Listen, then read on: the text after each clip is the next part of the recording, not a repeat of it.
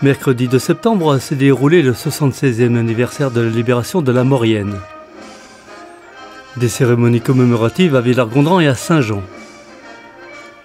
Des mesures sanitaires respectées en raison de la Covid-19, souligne monsieur le sous-préfet Michael Matteau. Et je pense qu'il était essentiel de pouvoir tenir cette manifestation, cette cérémonie commémorative, en présence d'un public nombreux, mais forcément masqué, puisqu'il respecte les gestes de barrière. Et je souligne également la présence d'élèves d'écoles primaires, du collège, également de lycée. Un message qu'il convient de faire passer lors de ces cérémonies, c'est vraiment la transmission et le devoir de mémoire.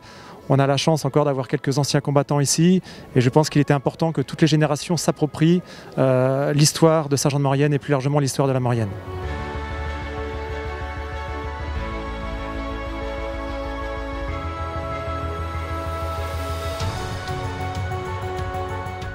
Pour compléter ce 76e anniversaire, une exposition dans la grande salle du palais épiscopal de la ville organisée par l'ONAC et Laurent de Mouzon, passionné d'histoire. Alors, c'est à la demande de la mairie de Saint-Jean pour étayer un peu les commémorations. Donc, une exposition sur la libération de la Maurienne qui est vaste, puisqu'on commence à Aiguebelle, on finit à Bonneval-sur-Arc, on commence en août 44, on finit en avril 45, en sachant que la partie basse jusqu'à Modane, c'est quelques accrochages et quelques petites actions du maquis, alors qu'à partir de Modane, c'est les tirailleurs marocains qui rentrent en action. Et puis après, la 27e division alpine qui va se frotter aux chasseurs alpins allemands.